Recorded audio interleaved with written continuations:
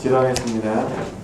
사랑하는 하나님, 참으로 감사를 드립니다. 주의 이름으로 저희들을 불러 모아주시고 주님의 길을 저희들에게 가르쳐 주시고자 이 시간을 허락하여 주심에 참으로 감사를 드립니다.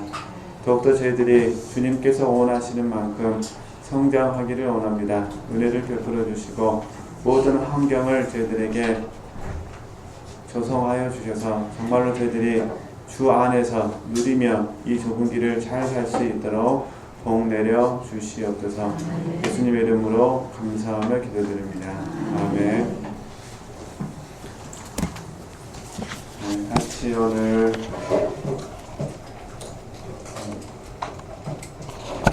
23쪽 보도록 하겠습니다.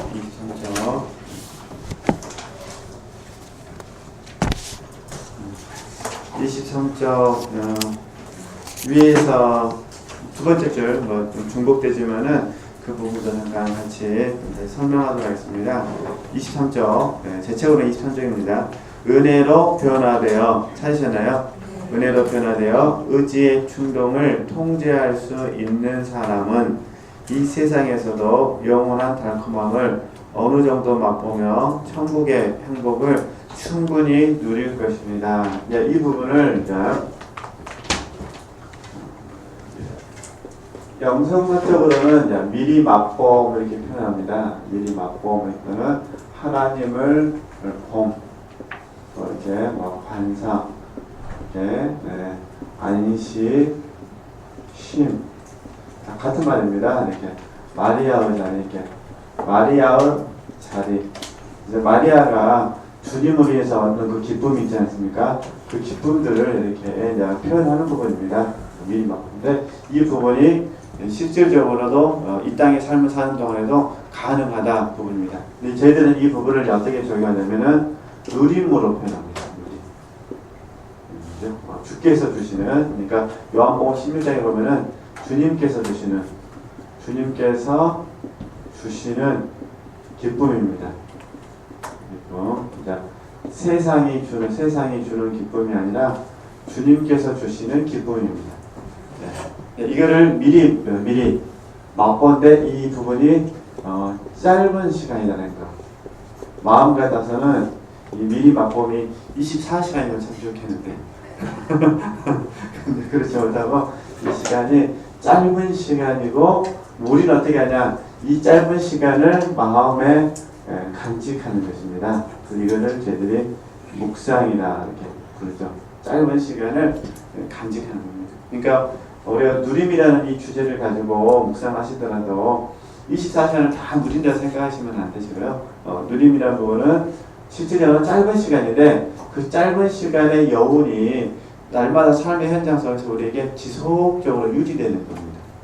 재미를 아시겠죠? 그렇게 이해하셔야 돼요. 왜냐하면 우리가 이제 다 알다시피 자녀 문제도 있고 건강 문제도 있고 물질 문제도 있고 환경도 있고 요즘은 갈수록 문화 자체가 사람을 편안하게 못 살게 만듭니다. 문화 자체가 사람을 이렇게 들들 볶아버려가지고 이 정신세계를 이렇게 힘들게 합니다.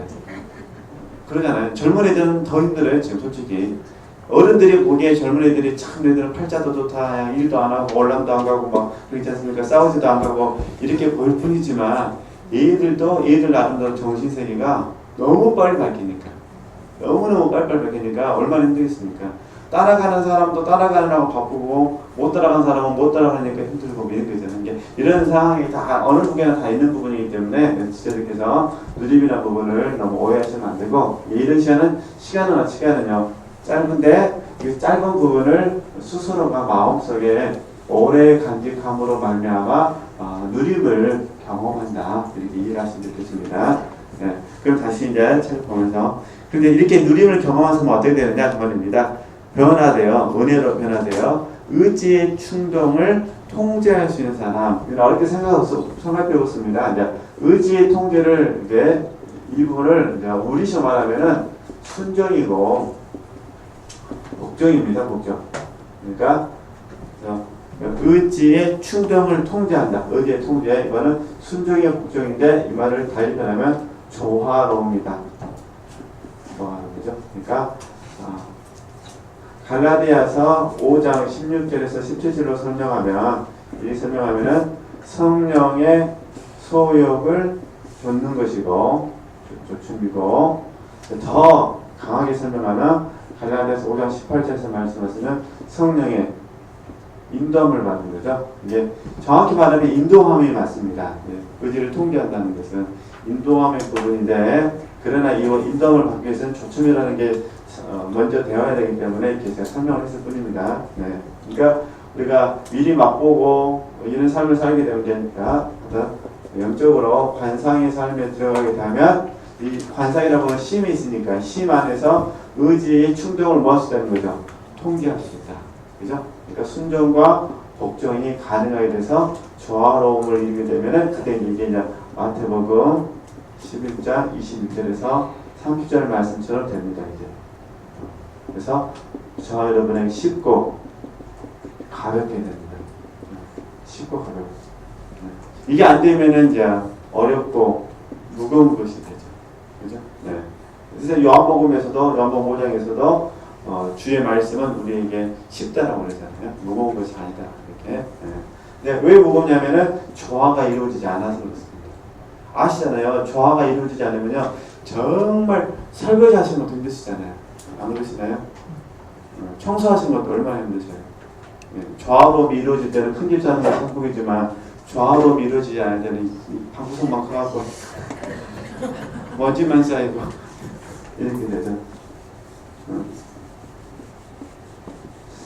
저는 저는 2명만 낳기 때문에 아직 인생의 참 맛을 못 본 것 같아요. 3명은 나야 인생의 참 맛을 본다고 그러는데 3명을 키워봐야 한다고 그러더라고요. 근데 다 그러잖아요. 얘들도 말 잘 듣고 모든 부분에서 조화로우면 너무 행복하지만 이 조화로움이 무너지게 되면 그 행복한 자녀 때문에 또 내 인생이 힘들어지면 또 그렇지 않겠습니까?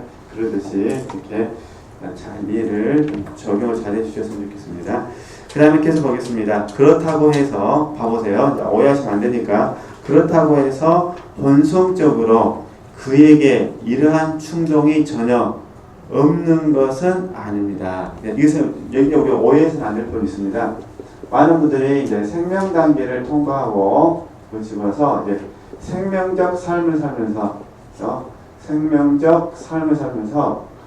충격을 많이 받으시더라고요. 어떻게 육신이 나타날 수 있느냐 충격을 많이 받으셔요. 그러면은 훈련받기 전에 본능 단계에 있다면 훈련받기 전에 본능 단계의 육신하고 그 다음에 생명적 삶을 경험하면서 육신하고 같이 봐야 될 것이냐 아니면 따로 봐야 될 것이냐 이런 문제가 이제 생겨요. 충격을 많이 받으셔요. 근데 이렇게 이해하셨으면 좋겠어요. 생명적 삶을 살기 이전 우리가 본능 단계에서 삶을 살았을 때는 이해되시죠? 이때 이 육신은 이 상태에 있었을 때는 우리는 생명적 삶을 주님으로 사는 삶 생명적 삶을 살지 않고 어디 뭐만 있었습니까? 육신에 있었다면 지금은 생명적 삶도 있고 그럼 뭐 되는 거죠? 육신도 있다는 거죠. 이렇게 보면 어느 것이 더 좋습니까? 생명적 삶이 좋죠. 그렇죠? 단지 우리 욕심이 많아갖고 생명적 삶을 살 때는 뭐도 없었으면 좋겠어요. 육신도 없으셨으면 좋겠어요. 이거는 진짜 이렇게 되면은 죽습니다. 빨리 죽으시게 나가시겠어요? 육신이 좀 있더라도 좀 더 오래 사시게 나가시겠어요? 참 어렵잖아요. 근데 제가 무슨 생각이냐면은 이건 제 생각입니다. 100% 틀릴 수 있는데 제가 가만 보니까 그런 것 같아요. 한 40 정도 되니까 빨리 죽었으면 좋겠다가 가깝더라고요. 근데 45가 되니까요. 빨리 죽었으면 없어져요 이게. 그러니까 우리 어르신들 마음 속에서도 겉으로는 빨리 죽었으면 하지만 속으로는 그래도 좀 더 살아야지 그런 마음이 있으실 것 같아요. 그러니까 그러면 이제 앞으로 삶은 뭐냐? 저와 여러분 앞으로 삶은 이렇게 이해하시면 좋겠어요. 육신의 삶이 완전히 없어지는 것이 아니라 육신의 삶이 있는데 생명적인 삶으로 육신의 삶을 누가 얼마나 잘 책에 통째로 보냈겠는데 우리는 다스림이잖아요. 잘 다스릴 수 있느냐 이 문제가 우리 저에게나 우리 지체들에게 숙제죠. 이게 누가 잘 다스리느냐. 그러니까 앞으로 우리 성장하신 분들끼리 만날 때 절대 싸울 때 막 육신이어갖고 하나도 안 변했다 이렇게 말씀하시면 안 되고요. 이제 말을 바꿔야 돼요. 예, 당신은 성장하셨는데 다스리지를 몰라갖고 이렇게 말씀해요. 그러니까 하나도 성장 안 해서 육신이 나타나는 것이 아니라 뭐가 안 돼서 육신이 나타나는 거야? 다스리지를 못해서. 앞으로 책망하시다 어떻게 하셔야 돼요? 왜 다스리지를 못하셔가지고 이렇게. 그래서 여기에 제가 우리 분별이잖아요. 항상 분별해야 되는데 이 분별을 하는 과정 가운데 이제 멘티들이 늘 잘못된 해석이 뭐냐면은 분별할 때 무조건이라는 단어를 너무 좋은 것 같아요. 그러니까 무조건 아니면 완전히 절대적으로 이런 단어들을 참 좋아하시는 것 같아요. 그러니까 영적으로 깊으신 분들은 무조건 0으로 해야 되고 그렇죠? 무조건 어떻게 하셔야 돼요? 그러니까 멘티가 오른밤을 치면 무조건 멘토는 뭐 해야 돼요? 왼밤을 대야 된다 이렇게 생각하시는 것 같아요. 그 다음에 근데 그 성경 말씀은 항상 분별은 준용으로 하거든요. 주님께서 오른밤을 대고 왼밤을 대라고 말씀하셨지만은 바울 사도 같은 경우는 그런 사람들 쫓아내버려라 했습니다.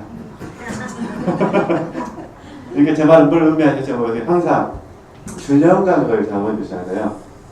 그러니까 결국 왜 분별에 실패하냐면은 무지 때문에 실패하죠. 그러니까 무지가 있으니까 속임을 당하는 거죠. 기만. 그래서 제가 영을 분별하는 그리스도를 읽고 계시면 아실 거예요. 무지와 기만에 의해서 되는 거죠. 근데 왜 무지와 기만이 생기냐? 근본은 다 뭐라는 거죠? 자기 사랑에 있는 거죠. 그죠? 그러니까 자기 사랑에 의해서 무지가 생기고 자기를 사랑하니까 알려고 하지 않는 거고 무지하니까 또 뭐가 생겼습니까? 기만, 사단에게 속는 것이고 속으니까 이런 단어들을 해서 오해해가지고 있다는 겁니다. 예수도 그러잖아요. 그러죠? 그렇다고 해서 본성적으로 그에게 이러한 충동이 전혀 없는 것은 아닙니다. 그래서 이 개념을 잘 이해하시면 좋겠습니다. 그래서 정리를 하면은 참 어려운 것 같습니다. 저도 훈련 받아보니까 좋은 건 굉장히 많이 있는데 이렇게 산다는 게 너무 어려운 것 같아요. 근데 이 주제를 걱정하실 필요가 없으신 게 이게 습관만 되면 쉽습니다. 습관만 되면 지금 습관이 안 돼서 어려운 겁니다. 그렇죠? 습관만 되는데 어떻게 해야 되냐? 하여튼 주님께서 은혜 주시냐고 과정 속에서 봤을 때 주 안에서는 누리시면 되고 주 밖에서는 절제하시면 되고 이 두 가지 훈련만 기본적으로 잘 해주셨으면 좋겠습니다. 이 주 안에서는 뭐 하시면 되시고요? 누리시면 되고 주 밖에서는 절제하시면 됩니다. 이게 충동을 본성적 충동 우리는 다 소욕이라고 부르잖아요. 그래서 바울 사도도 육신을 쳐서 복종시킨다고 하는데 영으로서 몸의 행실을 다스린다는데 우리 소욕이라고 부르니까 이 소욕에 있어서 뭐 하면 좋겠다는 거죠? 절제했으면 좋겠다. 그래서 이게 다스리는 거잖아요. 그렇죠? 소욕이 없기를 바라시면 안 되고 그다음에 절제하셔야 된다는 거 이렇게 적용을 잘 해주셨으면 좋겠습니다. 그리고 이제 더 바라기는 주 안에서 누리신 분들이 원래는 누림이 목적은 아니에요. 이제 먼저 누린 다음에 그 다음 어떻게 하시나 하나님이 누림을 반납하기를 원하셔요. 누림이 반납되어야 여기 이제 자원하는 마음 다 아십니까? 자원하는 마음 또 뭐 단마음 그렇게 부르잖아요. 즐거워하는 마음 이렇게 다 같이 즐거워하는 마음 이런 마음들이 생깁니다. 누림을 뭐 하셔야? 반납하셔야. 반납 안 하셔도 뭐 상관은 없습니다. 하나님과 지체적인 문제니까. 그러나 이제 진정한 면에서 헌신을 원하시면 어떻게 하세요? 진정한 헌신을 원하시면 반드시 누림을 반납을 해주셔야 됩니다. 그래서 이런 훈련들을 아마 지체들께서도 지금 경험을 많이 하고 계실 것 같은데 이렇게 하시고 적용하시면 언어적으로 좀 문제는 없으실 것 같아요. 그러시겠죠? 네. 그렇기 때문에 내가 이 수련을 강력하게 권한다고 해서 놀라지 마십시오. 이것은 인간이 범죄하지 않았으면 지속해왔을 수련입니다. 인간은 이 일을 하도록 지음을 받았으며 다른 모든 일들은 그 일을 하는 것을 도와주고 촉진하기 위한 것입니다. 인간은 이 수련에 의해서 회복되어야 합니다. 이 수련이 부족하면 이게 게으름이에요. 게으름. 그러니까 영적 훈련에 대해서 뭔가 결핍이 찾아온다는 것은 게을러진다는 거거든요. 게을러지면 죄에 더 깊이 빠지고 하나님은 점점 더 뭐해지는 거죠? 멀어지는, 이걸 수동성이라고 합니다. 수동적 상태. 그래서 이제 이 수도사들이 하여튼 수도사들의 역사를 보면은 아주 단순합니다. 성실하고 뭐 여러 가지 덕목이 있는데 게으름, 부지런함, 뭐 이제 뭐 동기는 다 사랑입니다. 사랑이 제일 중요한 건데 이제 예를 들어서 게으르면 성실하지 않게 됩니다. 그렇죠? 그러니까 부지런하신 분들은 게으르지 않게 됩니다. 물론 이제 이계 목사님께서 설명하는 것은 좀 다르죠. 이계 목사님께서는 이 게으름에 대해서 더 깊은 의미를 설명하시니까 단 여기서 그냥 수도사들만 봤을 때, 그러니까 수도사들이 부지런하지 않으면 뭐가 찾아오죠? 게으름이 찾아옵니다. 게으름이 찾아오면 서서히 마음이 나태해야 됩니다. 나태라는 것은 뭐냐면은 마음을 잃어버리는 것입니다. 물론 어떤 분은 마음을 잃어버리기 때문에 게으름이 오기도 합니다. 그러잖아요. 사람이 이렇게 인간관계의 삶을 살다가 내가 누군가에게 신뢰를 잃어버리거나 실망하게 되면 어떠세요? 마음을 잃어버리니까 그 모임이 싫어지기도 하시잖아요. 그죠? 그런 경우도 있는데 일반적으로는 게을러지면 나태가 찾아오게 되고, 나태가 찾아오게 되면 그때 또 언제 되냐? 태만이 찾아오게 되죠. 그래서 이걸 방치해버리면, 이 말을 방치하면 수동적 상태가 되어버립니다. 이걸 저희들이 나쁘게 말하면 자포자기라고 합니다. 애랑 먹겠다 이렇게 되어버립니다. 이렇게 해서 수도원에서 30년을 산다고 생각해보십시오. 이게 사람의 살 것입니까? 어떡합니까?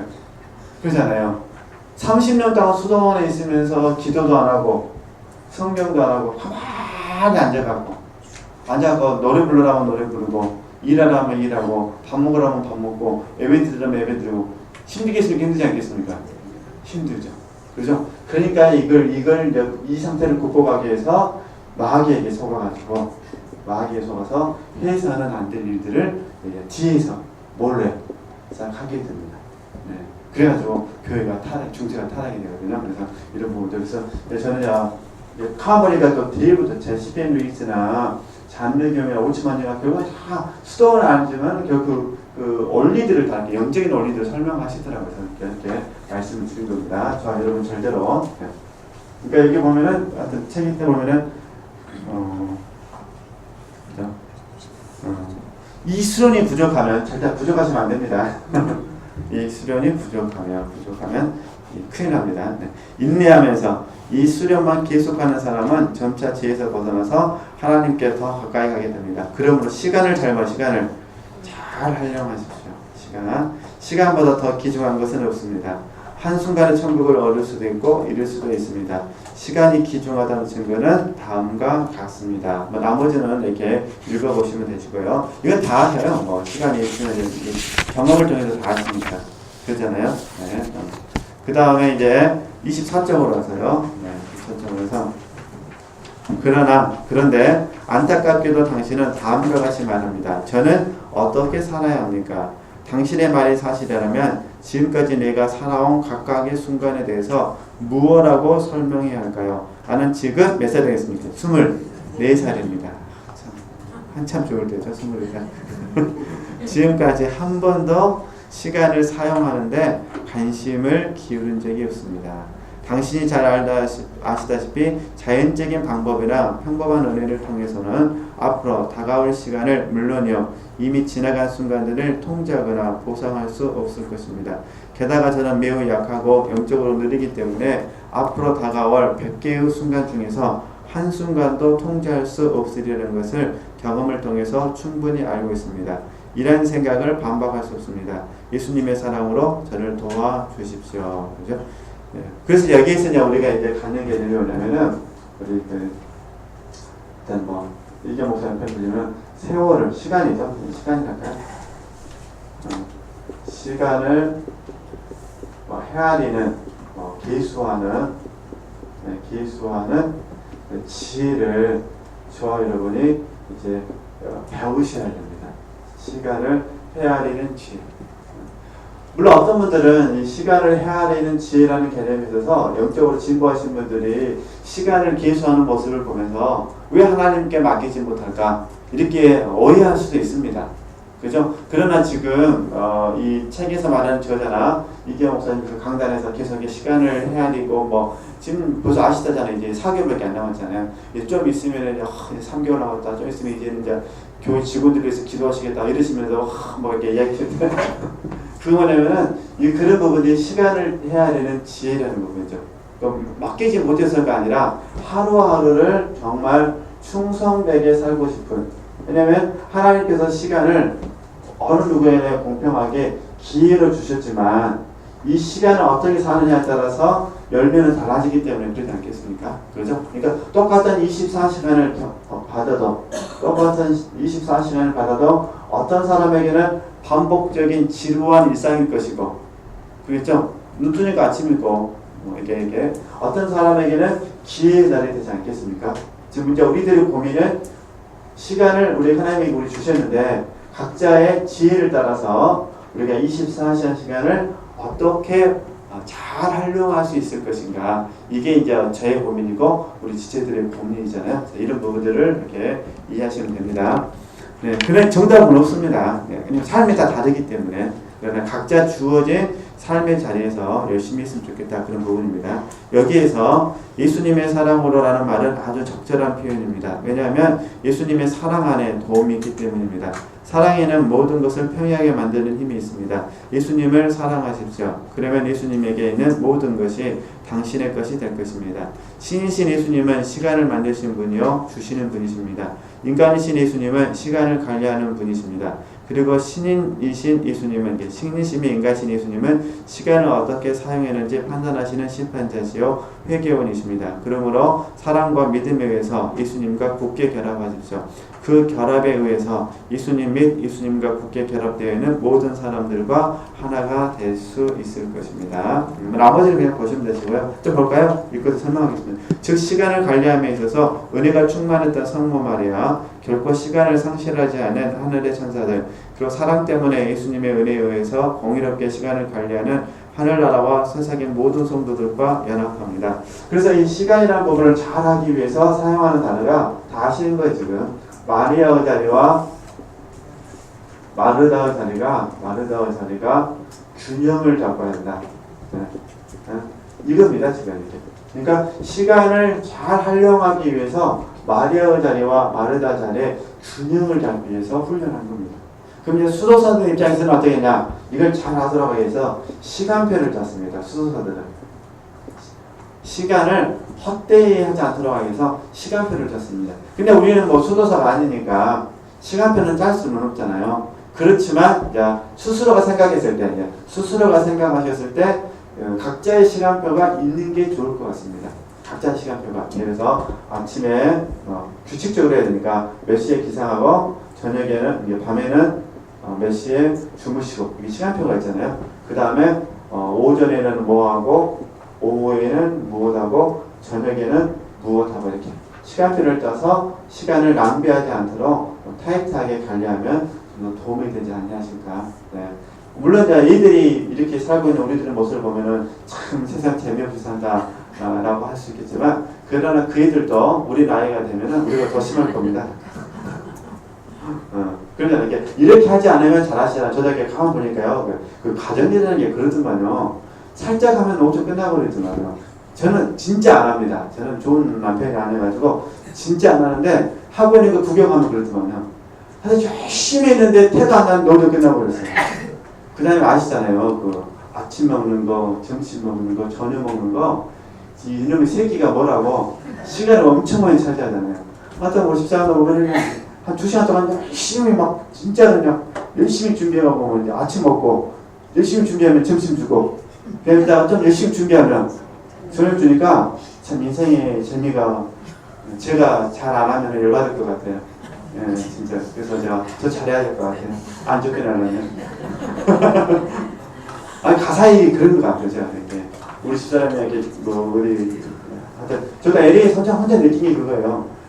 아침에 일어나고 뭐 대충 씻고 뭐하고 사람 한 분 만나고 오면은 점심시간, 점심 먹고 3명 만나고 오면 저녁 강의하고 오면 끝나고 그러더라고요. 이게 가서 이제 보고서 쓰거든요. 뭘 해야 보면 아침에는 누구 만나고, 점심에는 누구 만나고, 저녁에는 강의하고, 아침에는 누구 만나고 이렇게 돼요.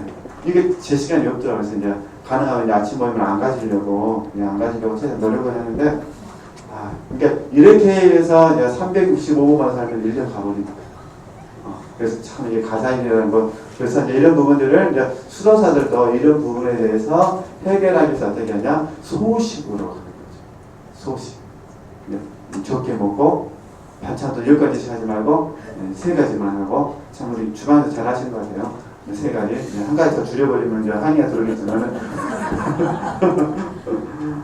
이런 식으로. 그래서 이제 특별한 날에는 이제 많이 드시고 이렇게 해서 어쨌든 시간 관리를 잘 하셔야 됩니다. 근데 하여튼 저는 남자에서 그런지는 모르지만은 제가 보니까 저 같은 경우도 가만히 생각하면 시간이 참 소중한 것 같습니다. 시간이. 저도 한번 이렇게 잘 이해를 하셨으면 좋겠다. 그런 부분입니다. 그래서 수도사들은 철저하게 시간표에 의해서 삶을 살았다는 거예요. 그러니까 성령 안에서 시간표가 잘 운영되면 좋은데, 문제는 성령이 없는 상태에서 시간표만 운영되면, 이해되시죠? 사람이 사는 게 살 것이 아닌 곳이 수도원입니다. 그래서 수도원 동경하면서 절대 들어가려고 하시면 안 됩니다. 수도원 가고 싶으시면 훈련을 해보시고. 그 다음에 25쪽. 여기에 큰 이유가 있습니다. 이것은 신학자처럼 이해하여 유익을 얻으십시오. 그런 한 가지 주의할 것이 있습니다. 시간을 소중히 여기는 은혜의 도움을 받아 자신이 할 수 있는 모든 일을 행하지 않는 사람은 예수님, 천사들, 그리고 성도들과 교제한다고 주장할 수 없습니다. 이게 결국 또 뭐가 중요하다는 겁니까? 실천이 중요하다는 거죠. 그런 사람은 완전한 교제를 위해 작지만 자기 나름대로 유익을 내는 사람으로 여길 수 없습니다. 그렇죠? 그러므로 이 수련에 깊은 관심을 기울이십시오. 이렇게 이해하시면 좋겠어요. 정말 마음속에 원함이 있다. 내가 나는 시간 활용을 잘하고 싶은 원함이 있으면은 이 부분을 영적 훈련에 투자를 하라고 말입니다.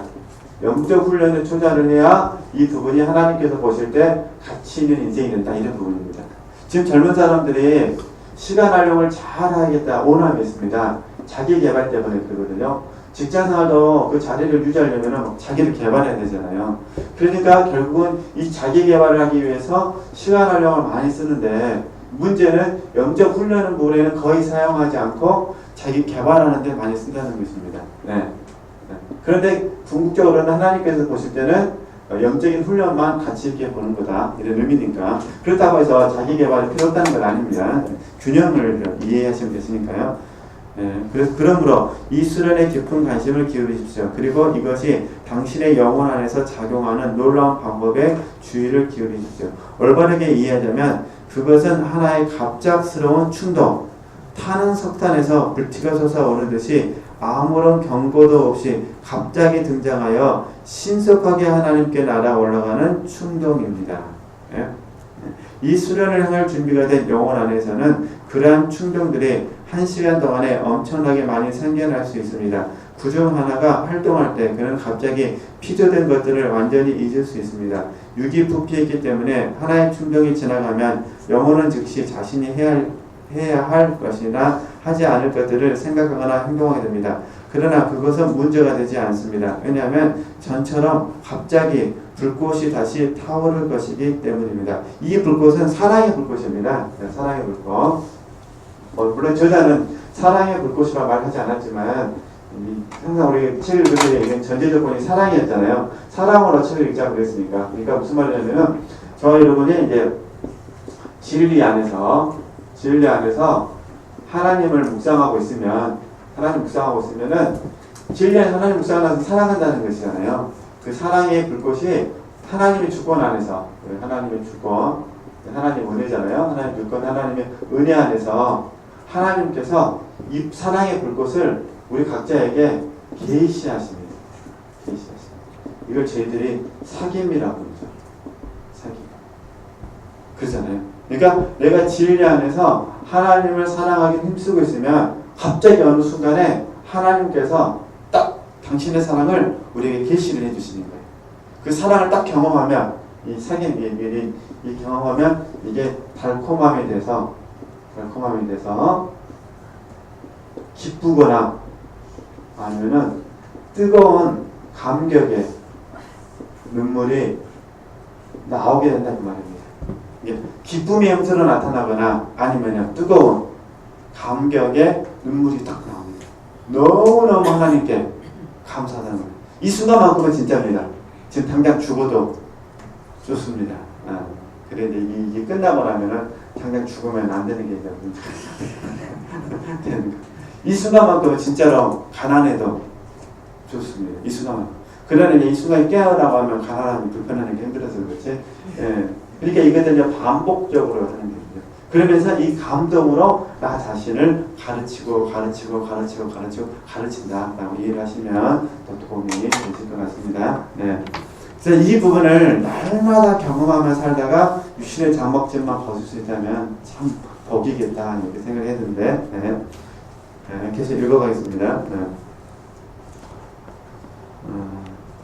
여기에서 우리는 이 일이 이루어지는 방법을 알 수 있으며 그것이 환상이나 그릇된 상상이나 교묘한 견해와는 거리가 먼 것임을 분명히 깨달을 수 있습니다. 그러니까 이런 체험은 환상이 아니라는 겁니다. 이해되시죠? 상상이 아니라는 거예요. 어떤 이론이 아니라는 겁니다. 이걸 우리는 이걸 뭐라고 그러냐? 직관이라고 그러죠. 저희들은 우리 훈련원에서는 이 부분을 직관이라고 부릅니다. 직관. 그러니까 말씀으로 하면은 요한복음 14장 21절, 23절 주제 형성으로 보충하면은 주제 형성 3집에 보면은 사귐이라는 테마가 있습니다. 그 테마와 관련된 겁니다. 그러니까 저나 우리 지체들이 앞으로 하나님 머리 가운데 이런 삶을 살 수만 있으면 좀 기쁘거나 감격의 눈물이 있으면 변화가 되지 말라게도 되죠. 그러잖아요. 감격의 눈물이 있다는 것은 사랑의 감격한 것뿐만 아니라 부끄러움의 눈물이잖아요. 부끄러우니까 뭐하고 싶겠어? 나를 고치고 싶잖아요. 그죠? 고치고 싶은 마음이 있으면 변화가 되는 거니까 이렇게 이해를 했으면 좋겠습니다.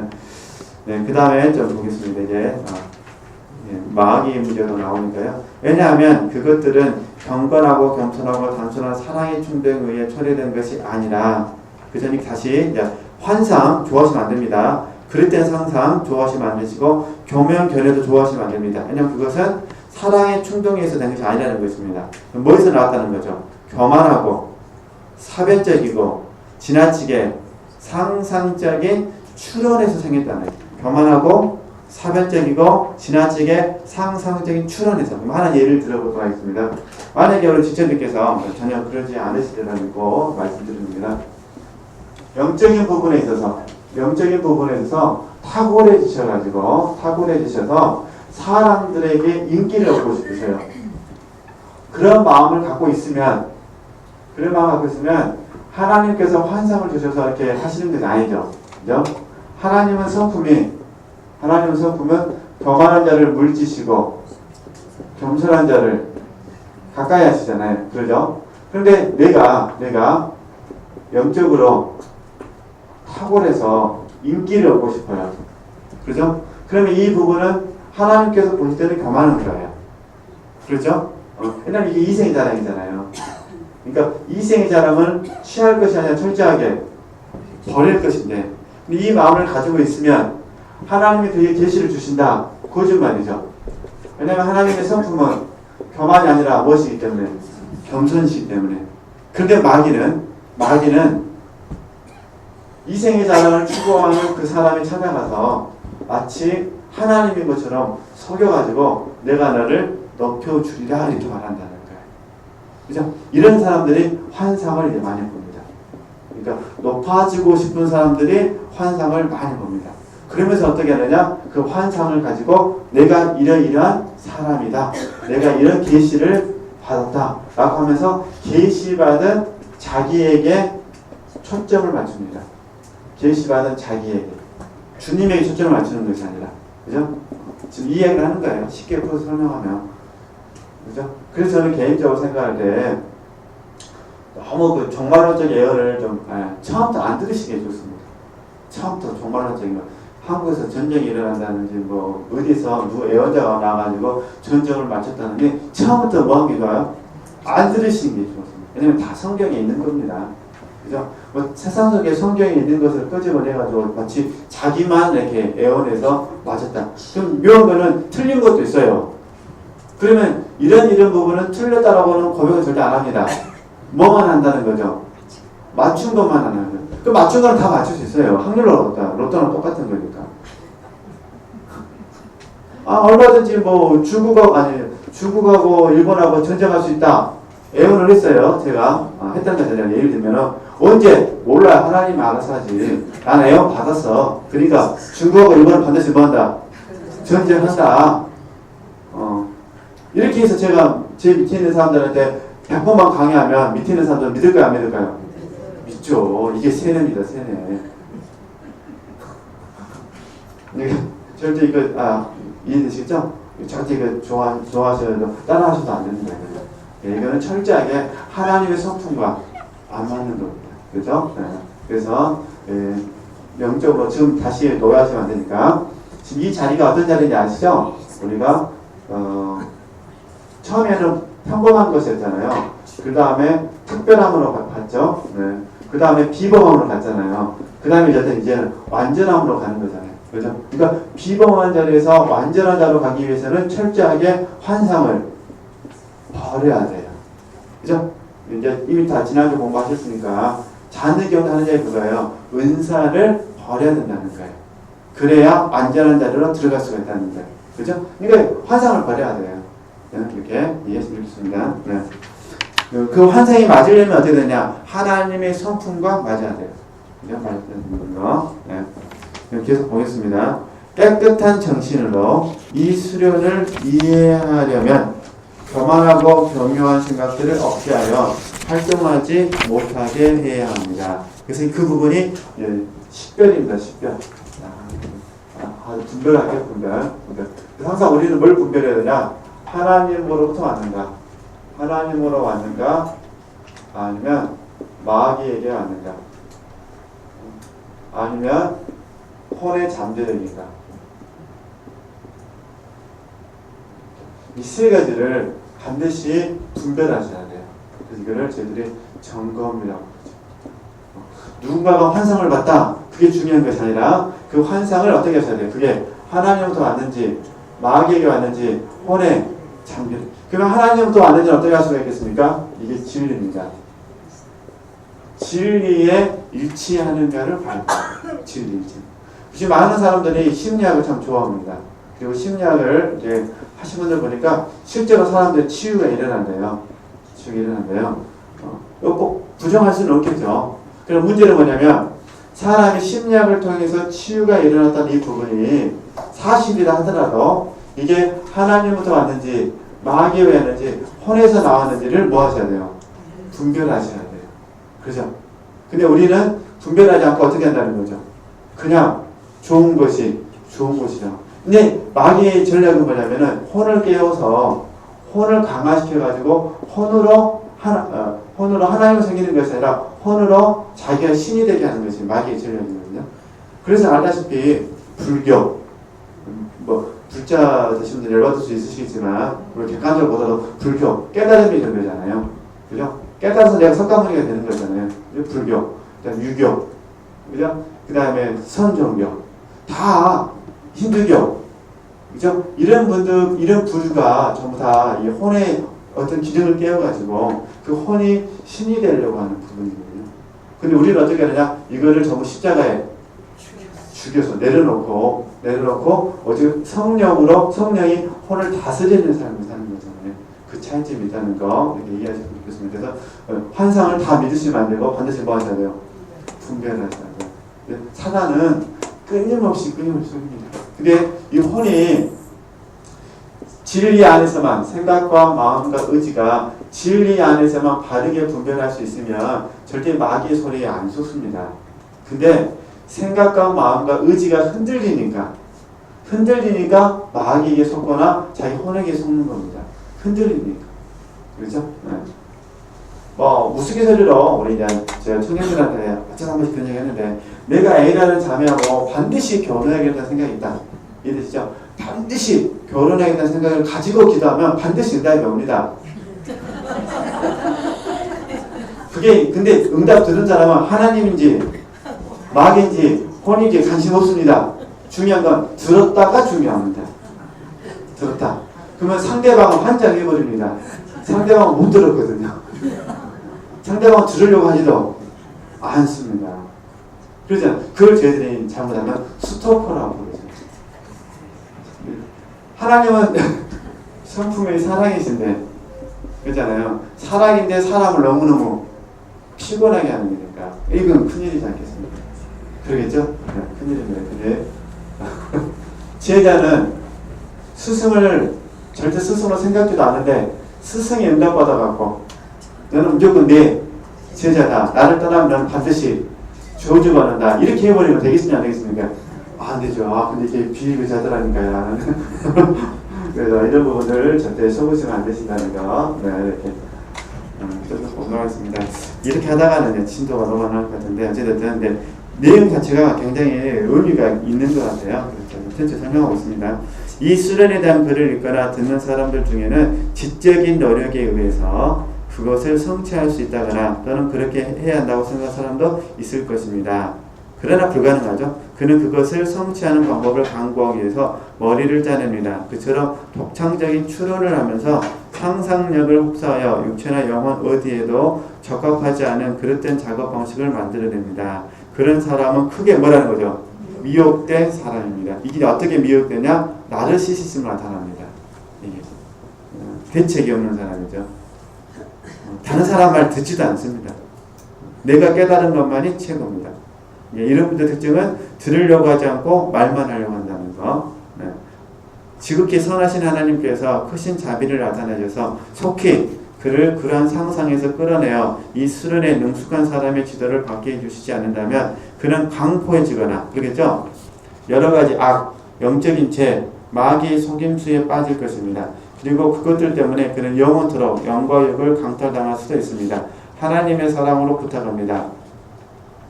이 수련을 할 때는 조금이라도 감각이나 상상력을 발휘하지 않도록 주의하십시오. 이 수련은 그런 것들에 의해서 성취되는 것이 아닙니다. 그러니 그런 것들을 버리며 그것들과 함께 일하지 마십시오. 이게 이제 우리가 영혼의 폭포수에서 나오는 첫 번째 유형의 사람이었고요. 들어가 보겠습니다. 그래서 이제 저자가 이렇게 말합니다. 이 수련을 어두움 혹은 구름이라고 부른다고 해서 그것이 대기 중에 떠도는 수증기들로 이루어진 구름이라거나 밤에 촛불이 켜졌을 때 실내에 임하는 것 같은 어둠이라고 생각해서는 안 됩니다. 우리는 밝은 대낮에도 그러한 구름이나 어둠이 눈앞에 있는 것처럼 상상할 수 있습니다. 마찬가지로 캄캄한 겨울밤에도 빛나는 빛을 상상할 수 있습니다. 그러한 거짓된 것을 버려야 합니다. 내가 의미하는 것은 그런 것이 아닙니다. 내가 말하는 어두움이란 이해되시겠죠? 이게 중요합니다. 영적 눈으로 볼 수 없기 때문에 초래된 지식이 뭐라는 거죠? 결함입니다. 영적 눈으로 볼 수 없기 때문에 초래된 지식 계량. 그것은 우리가 알지 못하거나 기억하지 못하는 모든 것은 어둡게 느껴지는 것과 같습니다. 그렇기 때문에 당신과 하나님 사이에 있는 것은 공중에 떠다니는 구름이 아니라 무지의 뭐라는 거죠? 구름입니다. 이걸 어렵게 생각할 필요 없으세요. 이렇게 이해하시면 돼요. 하나님의 주권 속에서 지금 우리 지체들께서 고민하고 있는 것. 지금 이걸 저희들이 매듭이라고 그러잖아요. 매듭 또는 슬럼프라고도 부르잖아요. 지금 경험하고 계시는 거. 이 부분 중에서 두 가지가 있습니다. 근데 이 매듭이나 슬럼프를 경험하는 과정 가운데 내가 하나님을 인식을 하는데 하나님을 아는 부분하고 하나님을 모르는 부분이 있습니다. 왜냐하면 매듭이 있고 같은 걸로 슬럼프가 있으면 그러잖아요. 슬럼프가 있다는 것은 하나님을 아는 부분이 있지만 하나님을 지금 모르는 부분이 있으니까 슬럼프가 있는 거잖아요. 그렇죠? 그러니까 하나님을 아는 부분을 가지고 살아가기를 힘쓰는 겁니다. 살아가기를. 그리고 하나님을 모르는 부분은 하나님께서 계시를 통해서 가르쳐 주실 때까지 인내해야 됩니다. 사랑 안에서 인내하셔야 됩니다. 그래서 하나님을 모르는 부분을 뭐라 부른다? 무지의 구름이라 부른다 그 말입니다. 이거 우리가 무지의 구름 안에 들어간다 해서 무조건 하나님을 모르는 것이 아니라 하나님을 아는 부분은 있습니다. 그죠? 그러니까 무지의 구름을 들어가도 내가 아는 범위 내에서는 하나님을 감사하고 하나님을 찬양하고 하나님을 예배하고 하나님께 봉사하고 하나님 헌신하고 다 할 수 있는 겁니다. 단지 지금 문제가 뭐냐면 아는 부분 말고 하나님이 지금 내게 모르는 부분을 지금 내게 지금 다루시고 계시니까 이 모르는 부분 때문에 힘드는 겁니다. 그러시죠? 모르는 부분이 있어서 상담하시잖아요. 다 하시면 상담 안 하시잖아요. 그죠? 모르는 부분을 해결하기 위해서 멘토에게 찾아가서 영적인 부분이든 삶의 지혜든 이 지혜를 구하시잖아요. 그죠? 그러니까 이 모르는 부분을 우리가 무지의 구름이라 부르죠. 그러면 이제 다시 24살은 이 사람에게 적용하면은 비범한 삶, 하나님 앞에 홀로에 있는 삶을 살고 있는 수도사인데 이 사람이 완전한 곳에 나가려고 합니다. 근데 비범한 사람이 완전한 곳에 나가려고 하면 비범한 입장에서는 하나님을 알지만 완전한 부분에서는 하나님을 지금 모르고 있는 거잖아요. 그러니까 아는 것 속에서 모르는 것을 바라볼 때 이 모르는 것을 뭐라 부르자? 무지의 구름이라 부르자 그 말이죠. 그래서 신앙생활은 계속해서 우리는 이 두 가지로 갑니다. 아는 부분이 있었다가 모르는 부분이 있었다가. 그러니까 아는 부분이 있으면 누림이 있고 모르는 부분이 있으면 슬럼프가 있고 그러다 슬럼프를 통과하면 또 뭐가 있습니까? 아는 부분이 확. 그래서 이걸 저희들이 이제 어떻게 표현하냐면 관문을 통과했다 이렇게 말합니다. 그래서 우리 육체는 속습니다. 관문을 통과하면 이제는 앞으로 영원히 관문이 없을 것이라고. 그런데 한 달도 안 되고 일주일만 다시 먹어보니까 다시 하나님을 모르는 거 관문이 내게 찾아옵니다. 그러니까 알다 모르고 알다 모르고 반복적으로 하는. 그래서 이걸 제가 그림 이렇게 그려낸 거예요. 이런 식으로. 그런데 너무 놀라운 것은 이렇게 해가면서 우리가 영적으로 진보하고 있다. 이해되죠? 어디 수요특강으로 정리하면은 하나님을 아는 부분에 있어서는 우리가 이제 묵상을 가능하지만 진리잖아요, 진리. 하나님께서 제가 모르는 부분에 있어서는 노출을 시켜주시죠. 부족하 보니까. 그리고 하나님 은혜 주셔가지고 이 노출을 감춰주시죠. 그럼 또 제가 알게 되죠. 또 하나님 또 진리를 또 통해서 진리를 배우려고 하니까 또 노출시켜주시죠. 그러니까 이렇게 되면은 평생 이게 학습이 됩니다. 이게 고린도전서 2장 13절 말씀입니다. 나는 여러분에게 말씀을 전하는데 성령의 가르치신 것으로 한다. 그러니까 성령의 가르치신 것이 많아야 됩니다. 그러잖아요. 근데 내가 일주일에 1시간 배워가지고 1년 동안 사역할 수는 없는 거잖아요. 그러면 나머지는 다 성령의 가르치신 것이 아니라 내가 공부한 것이 되는 거니까. 그러니까 하나님께서 어떻게 하시냐면은 저와 여러분에게 아는 부분이든 모르는 부분이든 하나님의 주권 속에서 쓰시고자 하시는 대로 성령의 가르치심 속에서 우리를 훈련을 시키신다. 그래서 이 단어를 무지의 구름이라 불러보자. 그래서 이제 무지의 구름 개념 이해되시죠? 아주 어렵게 생각할 거면 이렇게 책대로 하려면 머리가 아프세요. 이렇게 책대로 하려면은 영적 눈으로 볼 수 없기 때문에 초래된 지식의 결합 어렵잖아요. 그러니까 이제 쉽게 설명하면은 내가 하나님을 아는 부분이 있고 모르는 부분이 있는데 모르는 부분이 무지의 구름이다. 그죠? 근데 한 달 동안 훈련 받아가지고 모르는 부분이 해결됐습니다. 그게 무지의 구름은 아니죠. 근데 하루 만에 다시 또 모르는 게 있습니다.